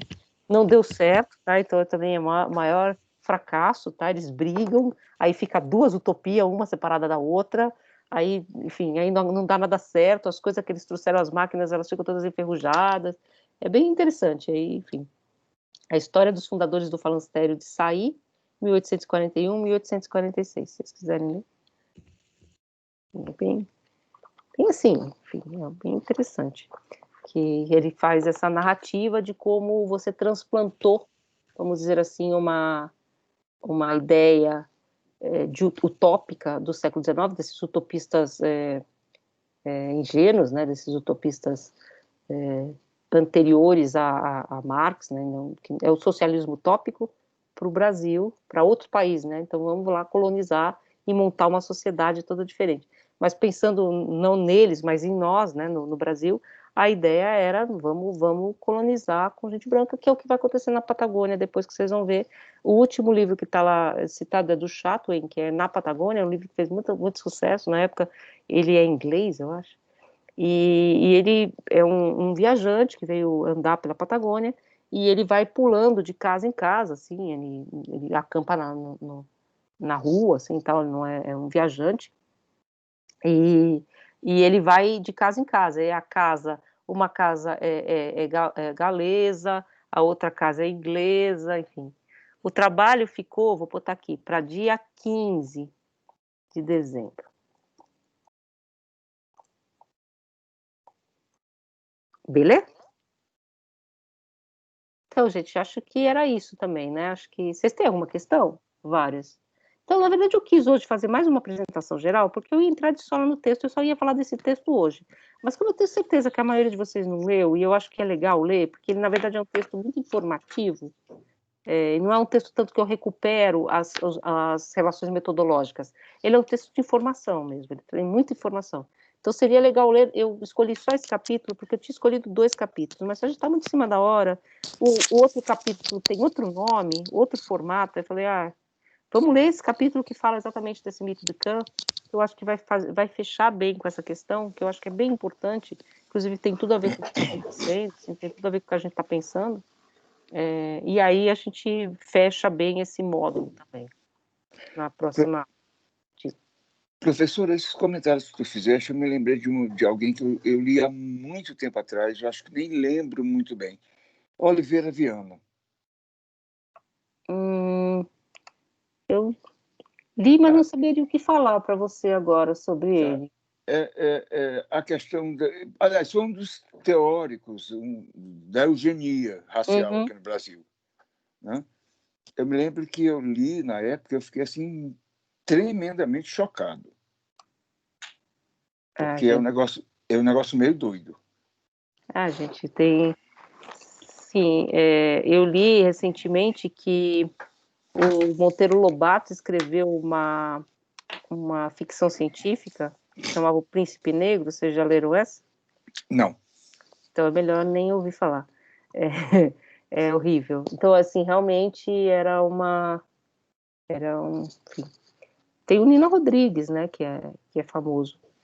Esses homens, assim, não querendo salvar ninguém, tá? Mas eles tinham uma ideia científica de que você tinha que proteger, inclusive, né, essas populações. Como essa ideia de que você tem que proteger as mulheres, porque elas são frágeis, tarará. Então você criava alguns elementos para compreender a sociedade nessas suas discrepâncias sociais, que não eram entendidas como econômicas, né? A partir de instrumentos que fossem instrumentos de compreensão, de empatia, inclusive, né? Se você for pensar. Você via que tinha uma grande discrepância social, por exemplo, o Euclides da Cunha, quando ele vai para os sertões, ele se depara com o planeta fome, né? Como diz a Elza Soares. E aí ele fala que é isso, daí você tem todos os seus elementos de uma cultura racista, que vai encontrar ali, na verdade, pessoas decadentes, de corpo frágil, e você encontra outras coisas, né, assim, você encontra outros elementos, mas, e ele vai, então, assim, aberto, para tentar entender, né, para tentar, mas levando esses elementos que eram elementos do que formava o paradigma científico da época, né, desses homens, que é racista. E a gente tem que ter cuidado também, professora, com o anacronismo, né? Sim, claro. Né? E, por exemplo, Lobato é um homem que hoje em dia se questiona muito, mas não se pode negar a beleza da obra de Monteiro Lobato. Então, mas esse livro especificamente, o Príncipe Negro, ninguém nem traduz. Acho que nem faz parte da coleção. Agora, se você for pegar, por exemplo, a literatura de Monteiro Lobato infantil, que eu acho genial, maravilhosa, se você pegar mesmo as características, por exemplo, de Tia Anastácia, né, há um componente racista ali muito forte. Sim. Sabe, apesar de não ser uma coisa assim tão grotesca, tão que apareça tão, né? Mas esse racismo da Tia Anastácia, que é racista, é machista, se for pensar, então, ele ainda é um racismo que está assimilado numa espécie de reprodução do cotidiano. Sim. Não sei se você me entende. Por exemplo, é óbvio que os negros eram empregados, tal. Agora, no Príncipe Negro, que ele cria esse mito, ele é uma teoria racista. Aí eu acho que porque realmente eu acho que essa coisa de ficar, eu sou totalmente contra, eu acho essa coisa de ficar limpando a literatura, por exemplo, vou tirar a palavra mulato de todas as obras do Lima Barreto. Que estupidez. Eu acho que não faz sentido, gente, assim, não faz sentido, inclusive porque a palavra mulato, vem de mula, blá, blá, blá, é uma palavra, ela pode ser ressignificada, sabe? Sim, sabe, eu acho, né, não, então, e assim, eu não acho que tem que fazer esse expurgo, até porque você perde a complexidade, então essas coisas assim, pega 2 trechos do Monteiro Lobato e diz, isso aqui é racista, vamos tirar, vamos ler tal, eu acho que não, agora quando toda a estrutura da obra, todo o argumento da obra é em torno disso, aí eu acho que é difícil assimilar. Aí é outra coisa, né? É outra coisa. Aí, nesses pequenos elementos, eu acho que é até importante a gente saber conservar, porque você vai notar, olha como era, e agora não é mais, né, sabe? Porque se você apaga tudo também, daqui a pouco a gente vai achar que o passado foi uma maravilha, tudo, né, enfim, e não vai dar instrumentos para lidar com o futuro, né? Porque, né? A gente tem que deixar ali, né? Inclusive porque nós estamos deixando no nosso trabalho também esses elementos que no futuro vão ser considerados. Olha o que eles estão falando aqui, olha como eles não percebiam isso aqui, sei lá, a gente não tem essa dimensão, mas essa dimensão a história vai dar para o nosso trabalho também, para o que a gente está fazendo também. E tem que estar lá, porque essa dimensão é o que vai mover para alguma coisa futura, né? Agora, quando tudo tipo essa pintura do Modesto Brooks, é difícil de engolir, né? Eu acho, professora, que de uma certa forma é como se todos nós estivéssemos agindo como Rui Barbosa, né? E com o intento de apagar a história. A gente tem que aprender com o que errou e não apagar. Exatamente. Eu acho que você apagar, fazer...